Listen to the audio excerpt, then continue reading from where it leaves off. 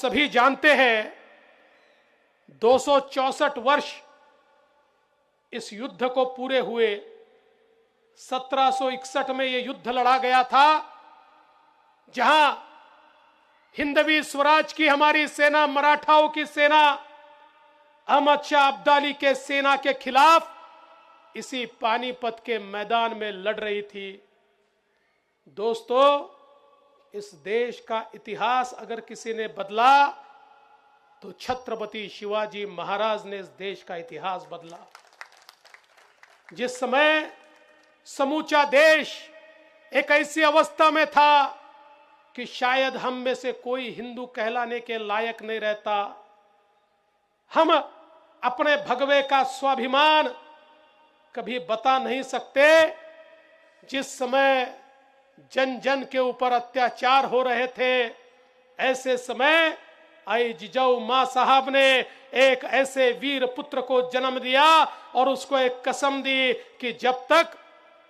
इन आक्रांताओं के आक्रमण से अपने स्वकीयों को मुक्त करके स्वराज्य की स्थापना तुम नहीं करते, शिवबा, तब तक तुमको रुकना नहीं है। और छत्रपति शिवाजी महाराज ने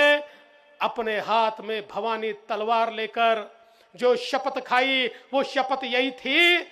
देव, देश और धर्म के लिए लड़ूंगा, अपने आप को राजा बनाने के लिए नहीं, तो अपने लोगों को मुक्त करने के लिए और स्वराज्य की स्थापना करने के लिए लड़ूंगा। और छत्रपति शिवाजी महाराज ने इस भूमि में, महाराष्ट्र की भूमि में, इस भारत की भूमि में सबसे पहला काम अगर कोई किया तो जात पात विहीन सभी लोगों को एकत्रित कर, छोटे छोटे लोगों को साथ में लेकर एक ऐसी मावड़ों की फौज तैयार की जो दिखने में तो सामान्य थे लेकिन कार्य असामान्य करते थे। छत्रपति शिवाजी महाराज ने उनको बताया कि तुम्हारी लड़ाई ये किसी को राजा बनाने के लिए नहीं है, तुम्हारी लड़ाई देव, देश और धर्म की लड़ाई है। इस भारत भूमि को बचाना है, इस संस्कृति को बचाना है, यहाँ के जन जन को बचाना है, इसलिए ये लड़ाई हम लड़ रहे हैं। और छत्रपति शिवाजी महाराज ने